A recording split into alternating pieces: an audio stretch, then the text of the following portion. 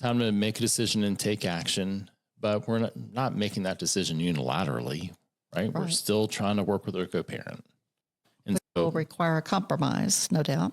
I'm sure, what suggestions do you have for us in taking this last step to get whatever compromise we can and then to figure out what action we're going to take? I think in order to really compromise, you do have to know what your co-parent wants, and especially what they feel is not fair. Because I know we hear that all the time from people, but it's not fair that I don't get enough time with my children, or, that I have to do this or that. And so that also usually means that they feel disrespected in the situation. And so in what way are they feeling disrespected? Is that coming from something the court ordered, or something I, as the co-parent, are still doing to Right. them that makes them feel less than in some way? I know all of us are tempted at times to say they're an adult, they can deal with it. But that's not the most helpful way to think about it, because what you're trying to do is to reach a resolution that's going to create some stability so you don't have to keep revisiting the same thing over and over again. And leaving one party feeling disrespected is just a recipe for disasters. It's a recipe for you to have to revisit the same scenario again and again.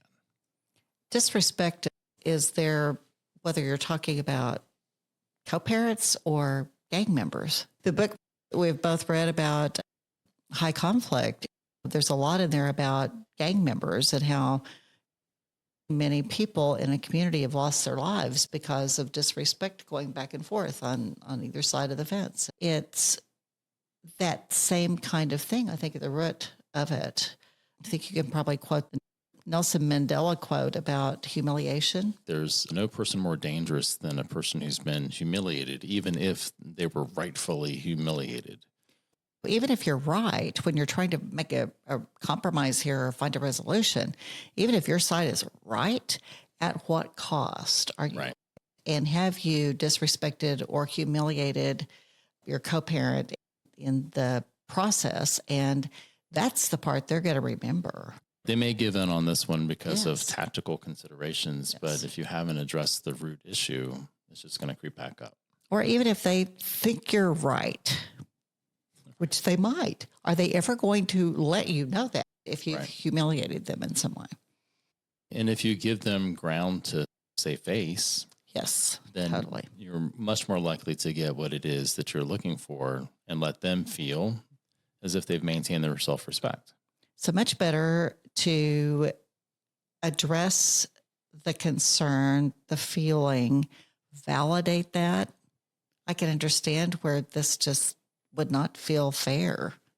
And I'd like to try such and such to help it be more fair to you, but especially to our child. And a lot of times what you'll get, especially if you say that to a guy, a lot of times what a guy will say to that is, yeah, you're right, but it's okay. We can figure it out. Like just Wow. acknowledging that you recognize that it's not fair. Women have a tendency to do this when they're really mad. They know where to get you. They get you in the getting place. And that getting place is your sense of being a man, of self-esteem and self-respect. And they just know how to get at your sense of self-worth so quickly. And men do for women as well. And that's just one of the more cruel things that we do to each other. And at the bottom of the fairness bucket, it seems like there's always this, I have to give something up that's really important to me. And maybe it is just the baseline of my respect for myself and your respect for me and the court's respect for me, or that kind of thing. But I think if you can suggest a compromise that means that you don't have to give up something that is just really a line in the sand for you, and your co-parent doesn't have to. But more than anything, what keeps your child from having to give up as little as possible? And there are so many times, especially, I don't know, I'm more struck by this at the holiday season, when the child is giving up important family time with extended family on either side because there's an arbitrary rule about where they're supposed to be when, and one side or maybe both of the family don't even get together at that particular arbitrary time. And of all things, a child ought to be able to be at both sides, and both sides of the family would adore having the child there and getting to see them. It might be the only time a year they get to see them. Right. And those kinds of things are so important to me when there is some illness or a death or family rituals of some sort that the child should be a part of. It just hurts my heart for the child that they are not allowed to be there because it's not that parent's time. That's exactly right. And talking about how to reach these compromises, I do a lot of mediation as the mediator and also with my clients going to mediation. And what I tell my clients getting prepared for mediation is I ask them to prepare for me 3 lists. The first list is everything that they would get if they got everything they wanted. I love What does their 100% perfect outcome look like? The second list is the things that they could live with. They wouldn't be happy about it. They might be mad at me, call me some names under their breath, but they would walk away and make a deal that day if they could get those things. And then the third list is a list of items, any one of which would be a deal breaker. If that's in the deal, there is no deal. And that helps crystallize for people Sure. what matters. And what really works is making your list of deal breakers. Right.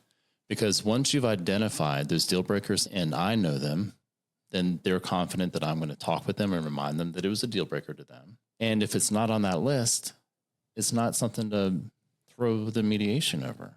Plus, if you're going back and forth between the two rooms where they are, which is usually the way mediation's done around here, before you even go into that other room, what's the deal breaker? And if somebody proposes that in the other room, you know better than to take that information back to the other room. Or try to, or see what you have authority to say and work on.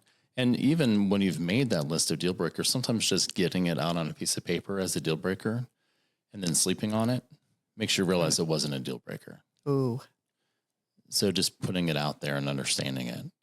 And then the other thing that I do is I try to help my clients quantify the actual cost of the litigation in hours of their labor, because I tend to know how much they make.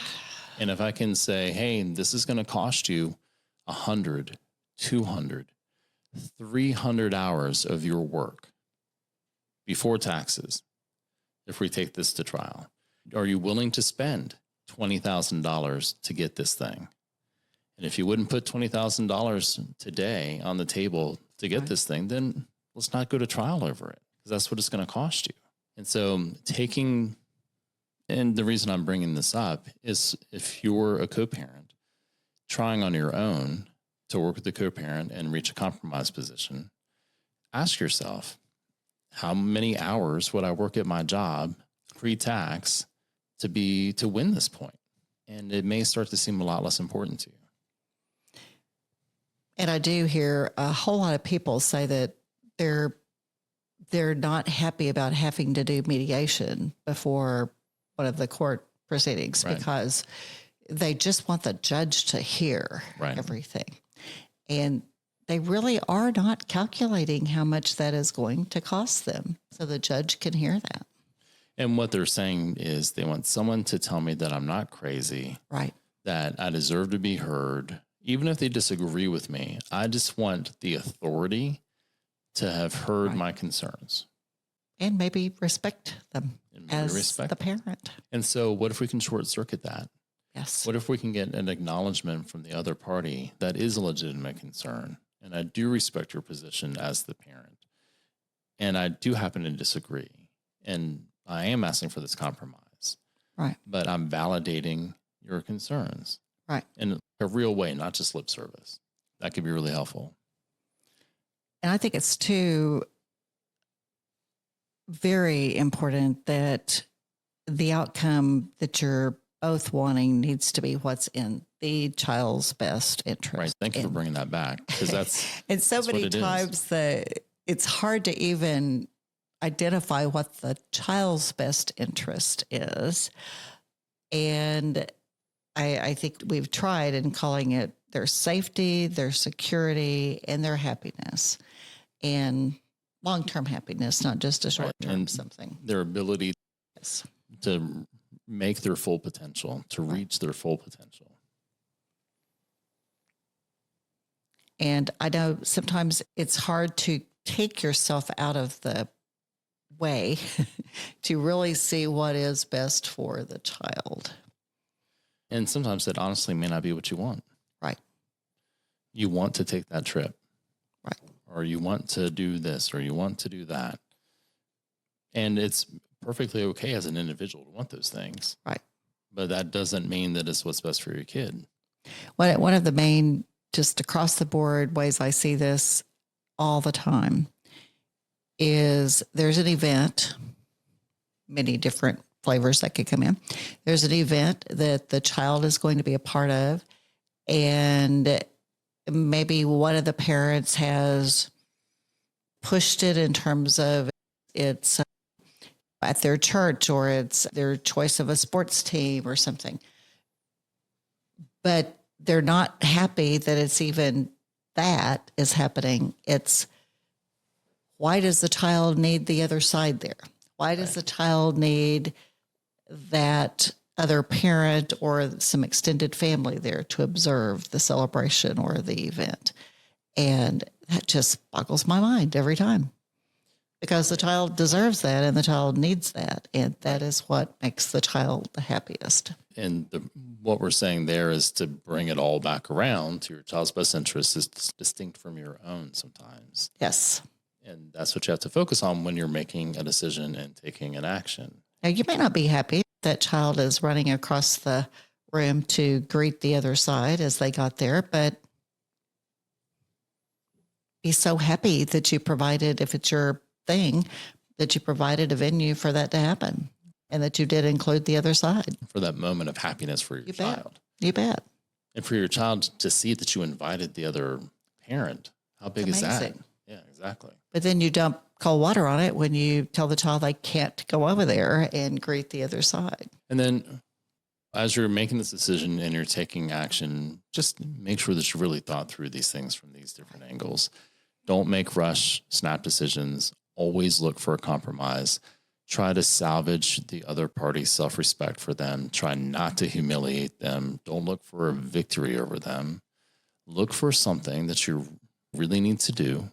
That is how you want to spend sort of your political capital with your co-parent. Right. And if you're choosing litigation, make sure that you're quantifying how much it's going to be.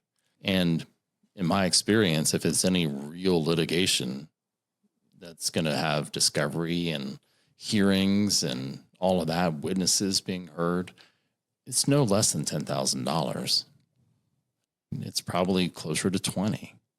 It's got to be a pretty short list of things that you'd be willing to spend $20,000 on.